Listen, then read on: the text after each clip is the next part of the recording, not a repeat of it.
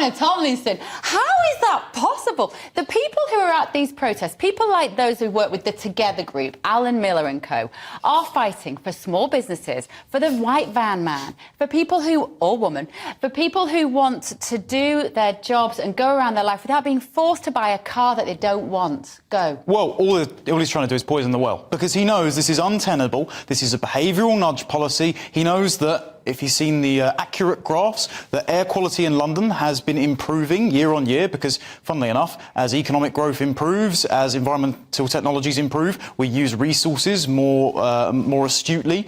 We use diesel just less over time because other cars have become more efficient. He knows all that's true, but he wants to run motorists off the road anyway, so he has to lump everyone in with the mid-century Germans. And the funny thing about the end of that clip that didn't get played was he said some of them are neo-Nazis, some of them are far-right, and some of them are Tories. And I was very offended because I think the Tories are so left-wing you can't even put them in the same box.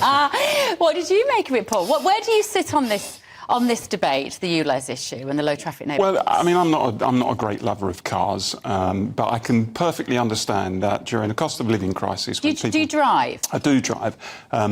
But during the cost of living crisis, when people are struggling to make ends meet, I think the idea that you should penalise them further, simply in many cases because they're going to work, is not sustainable. Now, I'd have more, and we discussed this on the channel recently, I would have more sympathy with a ULEZ-type scheme if we knew that public transport was of the quality that it should be. So if public transport in London, for example, was cheap, was reliable, wasn't overcrowded, there would be an incentive for people to use it.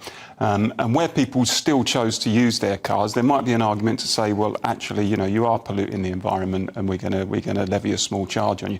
But until you get to that point, I think it's unreasonable to say to people that they should be charged. First step, renationalise the railways on the path to... but you see, the railway, and I will keep transport system. banging this drum for as long as I have to, the railway is not going to help me as a mum trying to get 3 kids to swimming club or netball on a winter's night. Or pick up 3 bags of shopping from outside the local Asda. On a snowy day. No, yes. I think that's true. There will always be domestic things that people have to do where it's just not going to be practical to take public transport. But I'm quite certain that there are a lot of people in London, I know London well, there must be thousands of people in London who drive to work who could, if public transport was cheap and reliable, would be prepared, I think, to take public transport. So you need to get that right before you start penalising. But why should they have to? You read my mind. I was just going to say that. Why should they have to? The car is a radical symbol of freedom and autonomy and of privacy, and for women, often safety. Yes.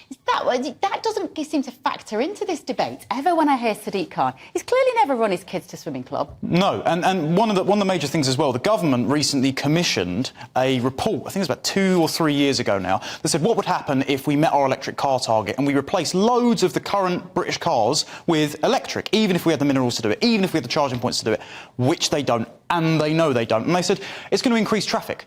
Oh, great. So you've just given yourselves another reason to discourage car usage. And the mask-off moment really about this is that it's not about lowering emissions. It's about stopping people from having independent private transport so you can put them on the one that the government can control, is because as soon as they bring in the electric cars, they're going to bring in road pricing, which they're going to control by the little cameras and that. So it's all about making it so expensive and inconvenient for you to drive that you just have to get their trains. But why would Sadiq Khan want to do that? He's a member of the WEF. Like, he openly posts the graphics and that. But in other words, that means that he's bought into a very big global vision of a world of 15-minute cities, of a lack of personal freedom, and a kind of top-down lack of democracy, really, I would say. Well, the power in the hands of the few. Could it be that? It does sound like it's stretching the realms of our imagination. I think there's a big disconnect between the governors and the governed in this country. And if you're a governor, if you're the mayor of London, if you're the Prime Minister, if you're a Minister of State, you will often, well, you will always have your own drivers. You know, you'll get from A to B very easily. You do not have to suffer the stresses and strains that ordinary people have to suffer. And I think that leads you to make decisions that you see through the prism of your kind of privileged place within society without understanding the effects of ordinary people. I don't think environmentalism is a bad thing, by the way, but I think we need moderate environmentalism. We've got too much militant, hysterical environmentalism at the moment.